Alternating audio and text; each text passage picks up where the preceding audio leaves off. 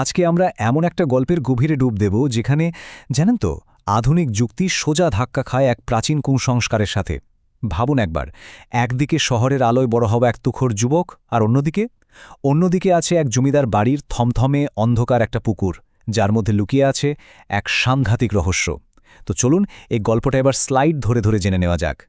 গল্পের যে নায়ক তার নাম হল সোমনাথ। একেবারে কলকাতার কলেজের ব্রাইট স্টুডেন্ট, মানে যুক্তি ছাড়া কিছু বোঝে না, আধুনিক মনস্ক এক যুবক আর কি।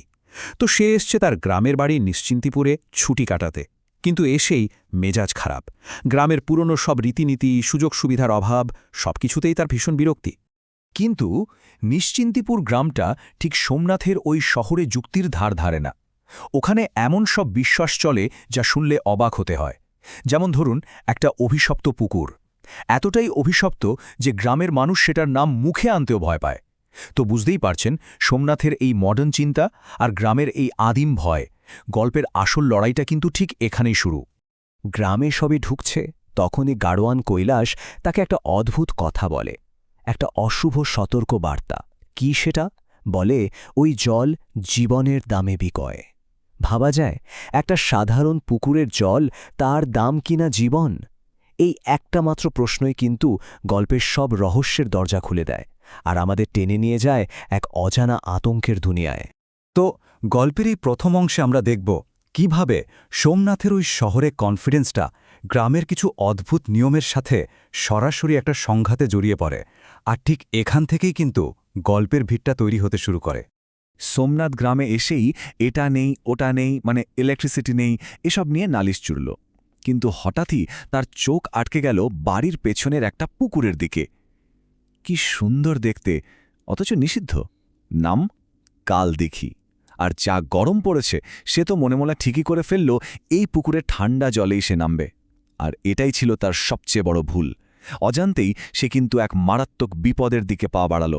আর যেই না সোমনাথ কালদিঘিতে নাইতে যাওয়ার কথাটা মুখে এনেছে, অমনি তার দাদু মহেন্দ্র চৌধুরী একেবারে বজ্রকঠিন গলায় বাড়ির দুটো নিয়ম সাফ সাফ জানিয়ে দিলেন।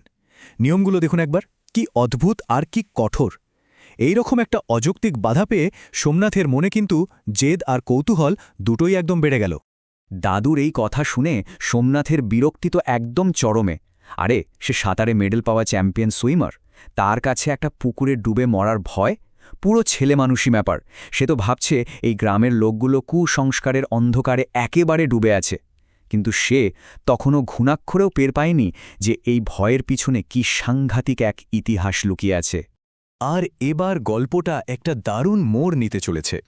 সোমনাথের ওই যে যুক্তির দুনিয়া, সেখানে প্রথমবার হানা দেবে অতি প্রাকৃত, হ্যাঁ, এক অতৃপ্ত আত্মার গল্পের মধ্যে দিয়ে, যে কিনা সরাসরি তাকে সাবধান করতে আসছে। ঠিক সেই রাতেই সোমনাথের ঘরে একদম নিঃশব্দে ঢুকে আসে তার এক দুঃসম্পর্কের ভাই পল্টু। আর পল্টুই প্রথম তাকে কালদিঘির সেই হাড় হিম করা রহস্যটা বলে। কার গল্প? কমলিনীর গল্প। এক সুন্দরী বাইজির অতৃপ্ত আত্মা, যে নাচি আজও তার সঙ্গীর খোঁজ করে বেড়াচ্ছে। পল্টুর মুখ থেকেই সোমনাথ সেই ভয়াবহ ইতিহাসটা শোনে। ভাবুন, যেটা একসময় ছিল শুধু মানুষের হিংসা আর নিষ্ঠুরতার ফল, সেটাই এখন একটা অতৃপ্ত আত্মার অভিশাপ হয়ে চৌধুরী পরিবারকে তাড়া করে ফিরছে। ব্যাপারটা দেখছেন তো? দুটো একেবারে আলাদা দৃষ্টিভঙ্গির লড়াই। একদিকে পল্টু যখন বলছে তার মেজ কাকা কিভাবে মারা গেছিল, বা ওই হাসনাহানা ফুলের গন্ধটা যে একটা অশুভ সংকেত, সোমনাথ তখন কি করছে? সবটা হেসে উড়িয়ে দিচ্ছে, বলছে ওসব নাকি নিছক কল্পনা। সে বুঝতেই পারছে না যে বিপদটা তার কতটা কাছে চলে এসেছে। পল্টু তো ওই হাসনাহানা ফুলের গন্ধে ভয় পেয়ে তড়িঘড়ি জানলা বন্ধ করে দিল। কিন্তু সোমনাথের চোখে আর ঘুম নেই। আর ঠিক সেই রাতে সে পুকুরের দিক থেকে জলে ঝাঁপ দেওয়ার একটা শব্দ পেল, সাথে একটা কেমন যেন বিষণ্ণ সুর। আর বাঁশঝাড়ের গভীরে সেখানে দেখতে পেল একজোড়া জলজলে নীল চোখ। এই প্রথমবার তার যুক্তিবাদী মনে একটা অবিশ্বাসের কাঁটা বিঁধল। আর এবার গল্প এগোচ্ছে তার ক্লাইম্যাক্সের দিকে।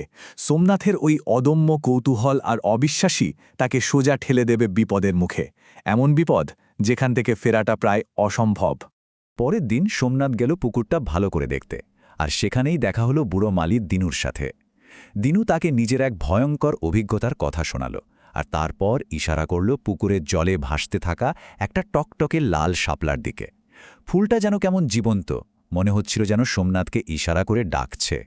গল্পের চূড়ান্ত মুহূর্তটা ঘনিয়ে এলো, এক ভ্যাপসা গরম ঘুটঘুটে অন্ধকার রাতে। আর সেদিন রাতেই সেই হাসনাহানা আর পচা পাতার গন্ধটা যেন আরও তীব্র হয়ে ফিরে এলো।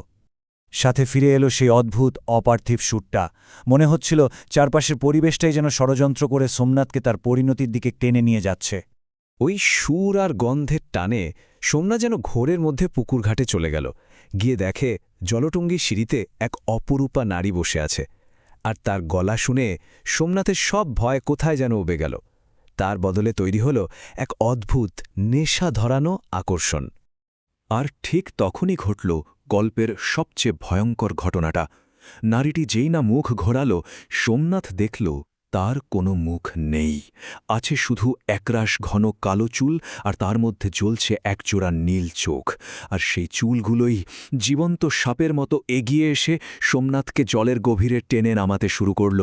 এই ভয়ঙ্কর ঘটনার পর এবার আমরা দেখব সোমনাথ কিভাবে বাঁচল, আর তার সাথে সাথে এমন এক সত্যি সামনে আসবে যা পুরো গল্পটাকেই একদম অন্যভাবে আমাদের সামনে তুলে ধরবে। গ্রামের লোক যখন সোমনাথকে উদ্ধার করে, জ্ঞান ফেরার পর তার মাথায় একটাই প্রশ্ন ঘুরছে। সে পল্টুর উপর তখন ভীষণ রেগে। তার মনে হচ্ছে পল্টু সবটা জেনে বুঝেও তাকে ইচ্ছে করে মৃত্যুর মুখে ঠেলে দিয়েছে। আর ঠিক এখানেই আসে গল্পের সবচেয়ে বড় টুইস্ট। সোমনাথের দাদু যখন শান্ত গলায় কথাটা বললেন, সোমনাথের যেন পায়ের তলার মাটি সরে গেল। সে বুঝতে পারল আগের রাতে তার ঘরে যে এসেছিল সে কোনো জীবিত মানুষ ছিল না। গল্পের একদম শেষে এসে আমরা দেখব কিভাবে এই অতি প্রাকৃত ঘটনাটা একটা অকাট্য প্রমাণ রেখে যায়।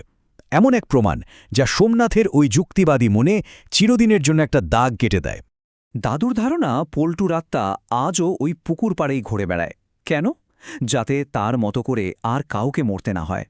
সে সোমনাথকে খুব ভালোবাসত, তাই হয়তো ওর অতৃপ্ত আত্মাই এসেছিল ওকে বাঁচাতে। মানে সোমনাথ যা দেখেছে সেটা কোনো স্বপ্ন বা চোখের ভুল ছিল না, একদম সত্যি ছিল। গ্রাম থেকে যখন ফিরছে, সোমনাথ নিজের অজান্তেই পকেটে হাত দিল, আর হাতে ঠেকল পল্টুর রেখে যাওয়া রুমালটা। কিন্তু রুমালটা শুকনো নয়, কালদিঘির জলে একেবারে জবজবে ভেজা। আর তা থেকে সেই একই পচা শ্যাওলা আর হাসনাহানার গন্ধ আসছে। এটা ছিল এমন একটা প্রমাণ যা কোনো যুক্তি দিয়েই আর ব্যাখ্যা করা যায় না। গরুর গাড়িতে করে গ্রাম ছাড়ছে সোমনাথ। শেষবারের মতো বাড়ির দিকে তাকাতেই দেখল দোতলার সেই দক্ষিণের জানলায় একটা আবছা ছায়ামূর্তি দাঁড়িয়ে হাত নাড়ছে পল্টু। এই দৃশ্যটা আমাদের মনে একটা প্রশ্ন ছেড়ে যায়, তাই না? যে বাস্তবতা আর অতিপ্রাকৃতের মাঝখানের ওই অদৃশ্য দাগটা ঠিক কোথায় টানা আছে।